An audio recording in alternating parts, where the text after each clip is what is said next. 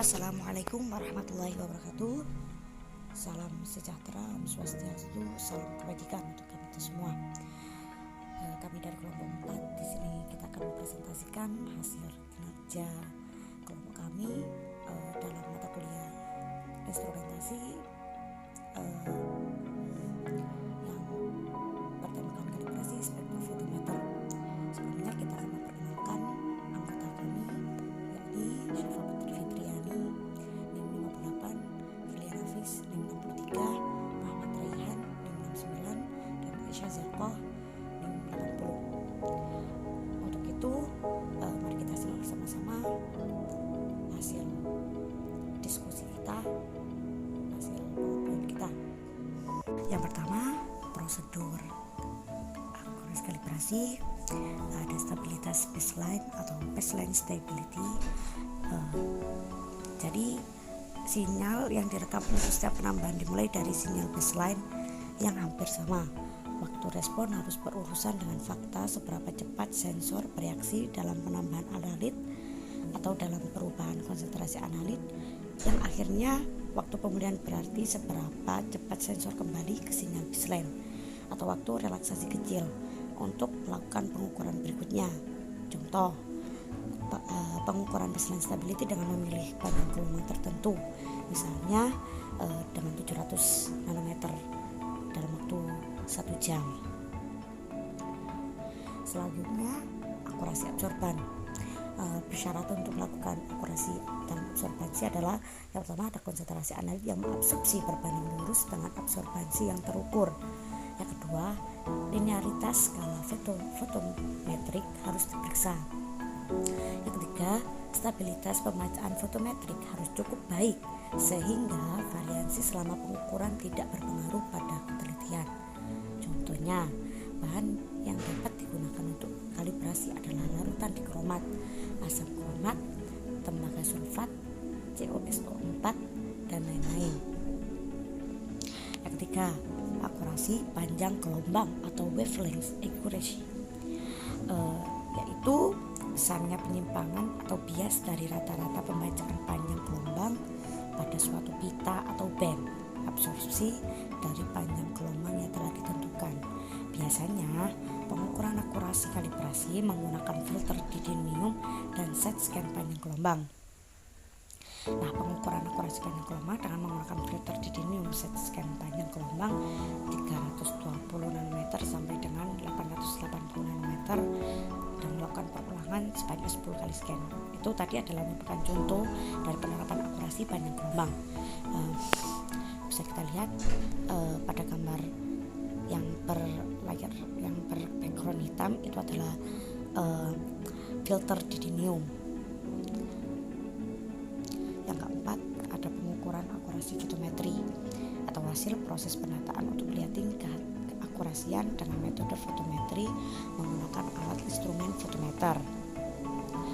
Lalu, akurasi detektor atau kedekatan hasil pengukuran dengan nilai sesungguhnya. Presisi menunjukkan seberapa dekat perbedaan nilai pada saat dilakukan pengulangan pengukuran pada detektor. Contoh, pengukuran linearitas detektor dengan menggunakan larutan standar fosfat yang berkonsentrasi 0 ppm sampai dengan 32 ppm. Pilih menu fotometri pada instrumen, set panjang gelombang 430 nanometer dengan belangko pelarut. Untuk pembacaannya dilakukan sebanyak 10 kali pengulangan. Dan kebocoran sinar stray light. Kebocoran sinar atau stray light merupakan pemantulan antara monokromator ke cahaya yang kurang tepat. Cahaya mungkin dari sumber yang dimaksudkan, tetapi mengikuti jalur selain yang dimaksudkan, atau mungkin dari sumber selain sumber yang dimaksud. Lampu ini seringkali menetapkan batas kerja pada rentang dinamis sistem. Itu membatasi rasio signal to noise atau rasio kontras dengan membatasi seberapa gelap sistem tersebut, menyebabkan grafik atau hasil kalibrasi yang kurang tepat. Dua, alasan dilakukan kalibrasi. Kalibrasi diperlukan untuk memastikan bahwa hasil pengukuran yang dilakukan akurat dan konsisten dengan instrumen lainnya.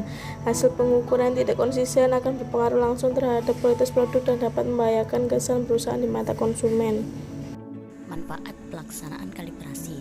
Yang pertama, mendukung sistem manajemen mutu ISO yang berlaku di berbagai jenis industri, terutama pada peralatan laboratorium. Dua, dengan adanya kalibrasi, Anda dapat mengetahui perbedaan dan perhitungan alat ukur yang Anda miliki dengan standar yang ditetapkan. Yang ketiga, kalibrasi juga dapat menentukan apakah alat ukur yang Anda gunakan masih layak dijadikan tolak ukur atau sudah mengalami penyusutan kualitas. Yang keempat, menjamin hasil produk sesuai dengan standar yang dimiliki baik skala nasional maupun internasional. Yang kelima, mengendalikan produk yang beredar di pasaran agar tidak merusak citra perusahaan. Yang keenam, meningkatkan kepercayaan konsumen maupun lembaga pengawas terhadap perusahaan Anda. Dan yang terakhir, menghemat biaya audit perusahaan karena alat-alat ukur Anda telah tersertifikasi sesuai standar. Durasi kalibrasi. Penentuan waktu kalibrasi bisa diperkirakan seperti alat ukur dikalibrasi saat mencapai 400 jam penggunaan atau setahun sekali dari masa pemakaian. Cara menggunakan spektrofotometer Genesis 10S UV Phase. Tekan tombol power yang ada di belakang alat. Masukkan sampel ke dalam tempat sampel. Di sini tertulis B 1 2 3 4 5. B itu untuk blanko. Angka-angka ini digunakan untuk sampel. Kemudian tutup. Kita pilih program dengan cara menekan tombol panah ke atas atau ke bawah.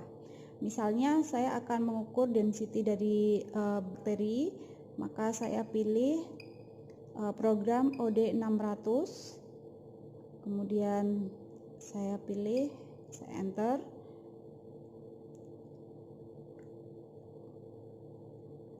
Tekan tanda panah bawah untuk mengganti jumlah sampel. Misalnya sampel yang saya masukkan ada 2. Saya tekan 2. Nah, ini ya, kemudian enter. Nah, lalu kita run test.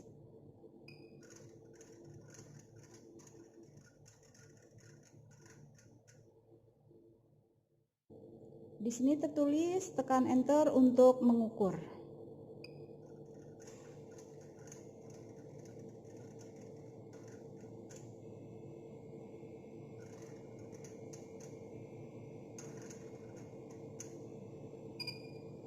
Nah, ini hasil absorbansinya. Karena tadi tidak dimasukkan kuvet, jadi absorbansi pada panjang gelombang 600 nanometer ini masih 0. Ini sampel 1, yang ini sampel 2. Setelah selesai, jangan lupa matikan spektrofotometer.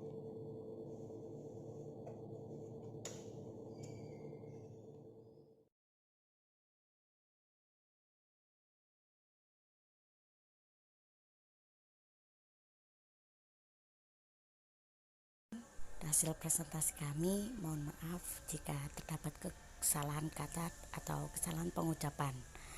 Wassalamualaikum warahmatullahi wabarakatuh.